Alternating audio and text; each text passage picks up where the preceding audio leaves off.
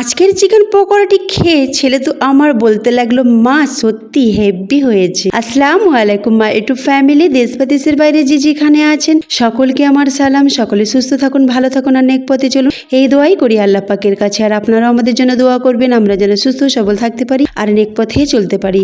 Friends, আজকে আমি chicken pakora share করব একদম ইউনিক পদ্ধতিতে, খুবই সহজভাবে আর খুবই মজাদার। তাই ভিডিওটি স্কিপ না করে দেখতে থাকুন। ইফতারিতে এই ধরনের চিকেন পকোড়া বানালে আপনার পুরো ফ্যামিলি কিন্তু কাড়াকাড়ি করে খাবে। চলুন শুরু করি। বিসমিল্লাহির রহমানির রহিম। এখানে আমি বোনলেস চিকেন নিয়েছি 250 গ্রাম।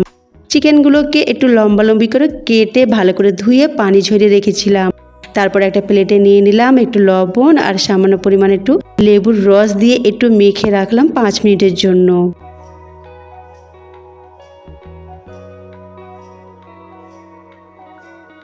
এদিকে একটা মশলা তৈরি করে নেব। আদা রসুনের পেস্ট হাফ চামচ দিলাম, হলুদ গুঁড়ো হাফ চামচ, লঙ্কা গুঁড়ো হাফ চামচ, গরম মশলা হাফ চামচ, কালো মরিচের গুঁড়ো হাফ চামচ আর টক দই 2 চামচ। আর এতে আর একটা মশলা যাবে যেটা আমি ভুলে গেছি, যেটা পরে আমি দিয়ে দেব। সবগুলো ভালো করে মেখে নিলাম। তারপরে চিকেনের সাথে খুব ভালোভাবে মিশিয়ে দেব। চিকেনটাকে ম্যারিনেট করে নেব খুব ভালোভাবে এটা দিয়ে।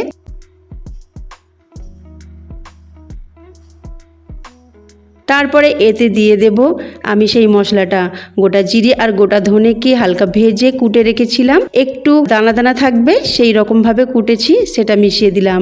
এর ফ্লেভারটাও খুব ভালো আসে। আপনারা চাইলে এখানে তন্দুরি মশলা, কাবাব মশলাও দিতে পারেন যদি বাড়িতে থাকে। এবার আমি এখানে দিয়ে দিলাম বেসন 1 চামচ আর 1 চামচ কর্নফ্লোর। এবার এগুলোকে খুব ভালো করে মিশিয়ে দিলাম।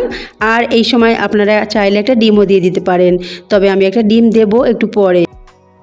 এটাকে খুব ভালো করে মিশিয়ে নিলাম। তারপরে একটা ডিম দিয়ে দেবো আর ডিমটাকে খুব ভালো করে মিশিয়ে প্রায় 10 মিনিটের জন্য এটাকে রেখে দেবো এক সাইডে। আমি একদম ঘরের মশলা দিয়ে আজকে চিকেন পকোড়াটি বানাচ্ছি, কারণ সবার বাড়িতে কাবাব মশলা বা তন্দুরি মশলা থাকে না। তো আমাদের ঘরে যেসব মশলা থাকে সেই মশলা দিয়ে চিকেন পকোড়াটি বানিয়ে আপনাদেরকে দেখাচ্ছি।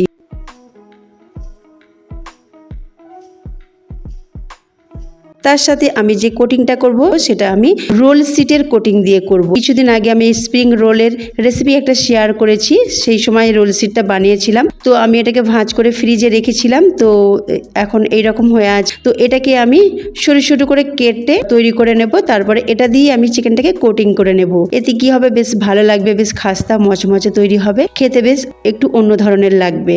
তো আমার ফ্যামিলি তো পুরো পছন্দ করেছে এই রেসিপিটা, বিশেষ করে আমার ছেলে তো বলেছে মা খুব ভালো হয়েছে, ও তো পুরো প্লেটই ফাঁকা করে দিয়েছে। তো আপনারা চাইলে এরকম ভাবে বানাতে পারেন, বা আপনারা কোটিং না করেও এইভাবেও ভেজে নিতে পারেন।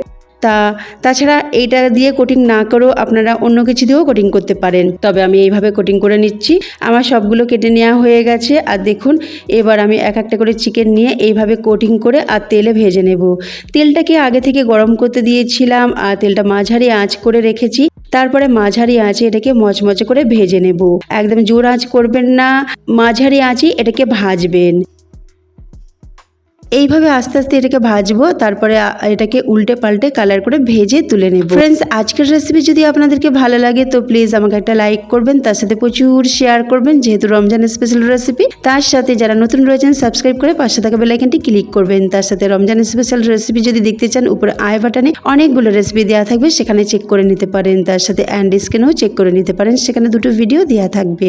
এই পকোড়াটি টমেটো সসের সাথেও খেতে খুব ভালো লাগে, আর টক দইয়ের সাথেও খেতে খুব ভালো লাগে, বা গ্রিন চাটনির সাথেও খেতে ভালো লাগে। আপনারা আপনাদের পছন্দ মতো চাটনি বা সস দিয়ে এটা পরিবেশন করতে পারেন, তবে আমি এটা টমেটো সস দিয়ে পরিবেশন করেছি, খেতে কিন্তু খুবই ভালো লেগেছে। প্রত্যেকটা ভাজা হয়ে গেছে, এবার আমি প্লেটে তুলে নিচ্ছি। এবার পরিবেশন করে নেব। দেখুন, আমি আপনাদেরকে ভেঙেও দেখাচ্ছি কতটা নরম হয়ে গেছে। এবার আমার ছেলে একটা তুলে সস মাখিয়ে খাচ্ছে। তো ফ্রেন্ডস, আজকের রেসিপি যদি আপনাদেরকে ভালো লাগে অবশ্যই লাইক, শেয়ার, কমেন্ট করতে ভুলবেন না। আল্লাহ হাফেজ।